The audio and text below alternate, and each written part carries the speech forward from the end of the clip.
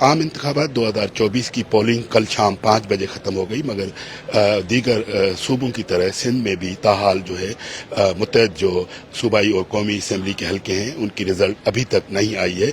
सूबाई election commission जो सिंध की जानिब से इस वक्त उनके दफ्तर के अंदर स्क्रीन्स लगाई गई हैं जहाँ पर जो है वो मुख्तलिफ रिजल्ट्स जो हैं वो आ रहे हैं।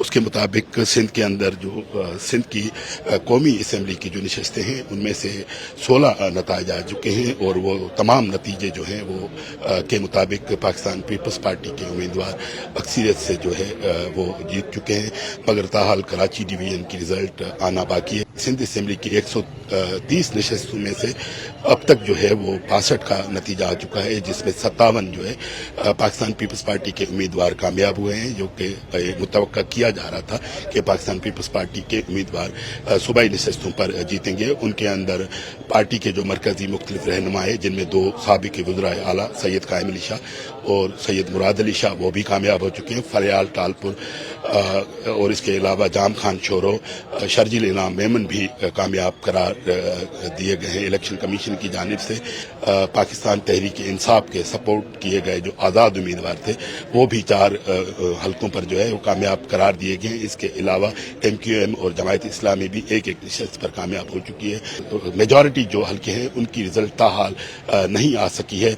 और कल एक और भी वाक़या हुआ था कराची में NA 242 पर पाकिस्तान पीपल्स पार्टी के जो नामजद उम्मीदवार हैं, टिकट होल्डर हैं, अब्दुल कादिर मंदोखेल, उनको सोशल मीडिया पर एक वायरल वीडियो के अंदर देखा गया कि वो एक पोलिंग स्टेशन के अंदर कुछ अफराद के साथ दाखिल हुए। उन्होंने वहां पर तोड़फोड़ की, बेल्ट बॉक्सेस को उन्हें तोड़ते हुए देखा गया और बेल्ट पेपर्स को भी उन्होंने फेंका।